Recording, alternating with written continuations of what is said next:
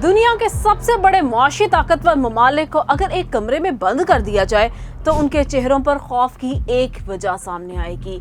141 सफ़ात पर मुश्तमिल एक ऐसी सरकारी दस्तावेज जिसने पिछले 20 साल में पूरी दुनिया के नक्शे से अरबों डॉलर की इंडस्ट्रीज का नामो निशान मिटा दिया।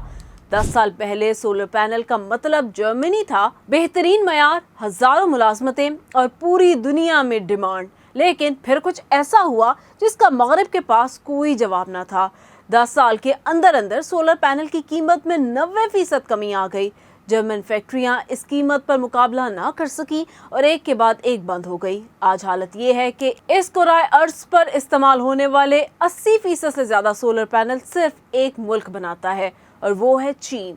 इलेक्ट्रिक गाड़ियों की बैटरीज का भी यही हशर हुआ, फिर इलेक्ट्रिक कारों का और फिर बहरी जहाज साजी का। लेकिन क्या ये सिर्फ इत्तेफाक या किस्मत की बात थी? जी नहीं, ये एक ऐसा मास्टर प्लान था जो मुकम्मल तौर पर सरेआम बनाया गया था। कोई राज नहीं रखा गया, यानी सब कुछ सबको मालूम। हर 5 साल बाद बीजिंग एक ऐसी दस्तावेजी शाया करता जिसमें वो इन सनतों के नाम बताता है जिन पर वो अगले 5 सालों में कब्जा करने का इरादा रखता है, और फिर वो इस हदफ को हासिल करने के लिए इतना पैसा पानी की तरह बहाता है कि बाकी दुनिया मुकाबले से ही बाहर हो जाती है।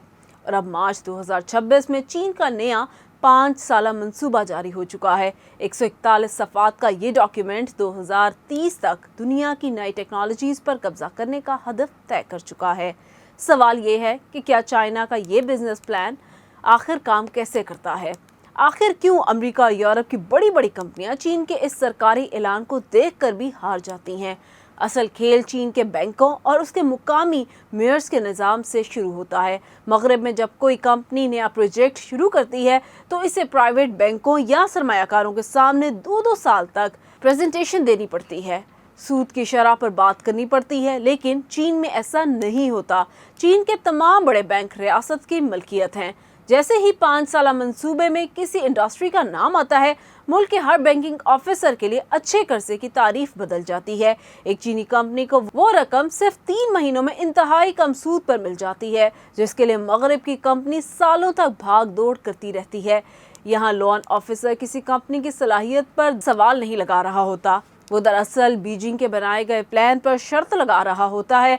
और कहानी यही खत्म नहीं होती। असल मुकाबला चीन के शहरों के मेयर्स के दरमियान शुरू होता है। चीन का मेयर अवाम के वोटों से मुंतखब नहीं होता, बल्कि उसकी तरक्की उसकी रिपोर्ट कार्ड नंबरों पर मबनी होती है। अगर वो अपने शहर में 5 साला मंसूबे के मुताबिक फैक्ट्री ले आए और मुआशी हदफ हासिल कर ले तो इसके लिए तरक्की हो जाती है। इसका नतीजा ये निकलता है कि चीन के दर्जनों शहर आपस में रेस लगाना शुरू कर देते हैं। मुफ्त ज़मीन, 10-10 साल के टैक्स छूट और बेतहाशा सरकारी पैसा पेश किया जाता है। साल 2020 की मिसाल लीजिए। हैफे नामी शहर ने 5 अरब युआन का सरकारी पैसा लगाया और एक डूबती हुई इलेक्ट्रिक कार कंपनी नियो के 17% शेयर्स खरीद लिए। 2 साल के अंदर कंपनी संभल गई, शहर ने अपना मुनाफा कमाया और चीन के बाकी शहर में भी इसी रास्ते पर चलना शुरू कर दिया। सिर्फ इलेक्ट्रिक गाड़ियों की इंडस्ट्री में चीन ने कम से कम 230 अरब डॉलर का सरकारी फंड झोंका। मगरिब के लिए सबसे बड़ा झटका ये था कि ये सब कुछ छुप कर नहीं हो रहा था। 2015 में बीजिंग ने वाज़े लिखा था कि चीन अगले 10 सालों में इलेक्ट्रिक गाड़ियों का बादशाह होगा। जर्मनी की बड़ी गाड़ियों की कंपनियों के सरबराहों ने इसका तर्जुमा किया, बोर्ड मीटिंग्स में पेश किया और फिर भी रिवायती पेट्रोल गाड़ियों पर ही बैठे रहे। नतीजा, आज जर्मन ऑटो इंडस्ट्री चीनी इलेक्ट्रिक गाड़ियों का मुकाबला करने में नाकाम नजर आती है। यही कहानी हर बार दोहराई गई। 2000 के अवाइल में दुनिया के आधे से ज्यादा बहरी जहाज जनूबी कोरिया बनाता था। फिर जहाज साजी चीन के 5 साला मंसूबे में शामिल हुई। 2024 में दुनिया के 70% नए जहाज़ों के ऑर्डर्स चीनी फैक्ट्रियों के पास चले गए। और अगर चीन के पास किसी चीज़ की टेक्नोलॉजी ना हो तो वो मुआहिदे की शर्त बनाता है। 2004 में चीन तेज़ तरीन बुलेट ट्रेन नहीं बना सका था। इसने जापान, फ्रांस और जर्मनी से ट्रेनें खरीदी, लेकिन एक सख्त शर्त पर, हमें सिखाओ ये काम कैसे करती हैं। कावासाकी जैसी कंपनियों ने दस्तखत किए। आज दुनिया की 70% हाई स्पीड रेल की पटरियां सिर्फ चीन में हैं। लेकिन अब सवाल ये पैदा होता है कि क्या चीन हमेशा कामयाब रहता है? क्या इसका प्लान कभी फेल नहीं होता? सच ये है कि चीन के इस मॉडल ने हद से ज़्यादा फैक्ट्रियां और फजूल सामान भी पैदा किया है। हर 5 साल मंसूबा कोई जादू की छड़ी नहीं है, ये नाकाम भी हो सकता है, लेकिन ये दुनिया को सालों पहले बता देता है कि अगला तूफान किस समत से आने वाला है। और यही बात हमें मार्च 2026 के नए 15वें 5 साला मंसूबे की तरफ लाती है। इस बार चीन सिर्फ इन चीज़ों को निशाना नहीं बना रहा जो मगरब बनाना जानता है। इस बार चीन इन सनतों के दिल में दाखिल हो रहा है जहां मगरब का ख्याल था कि इजाद का कंट्रोल उसके पास रहेगा। 12 मार्च को मंजूर होने वाले इस नए प्लान में जो नए हदफ छुपे हैं वो हैं robotics, bio manufacturing, aerospace, drone economy, quantum computing, hydrogen और सबसे बढ़कर बायोटेक्नोलॉजी और आर्टिफिशियल इंटेलिजेंस, जिसे हम AI कहते हैं। इसकी एक खौफनाक मिसाल देखना चाहते हैं?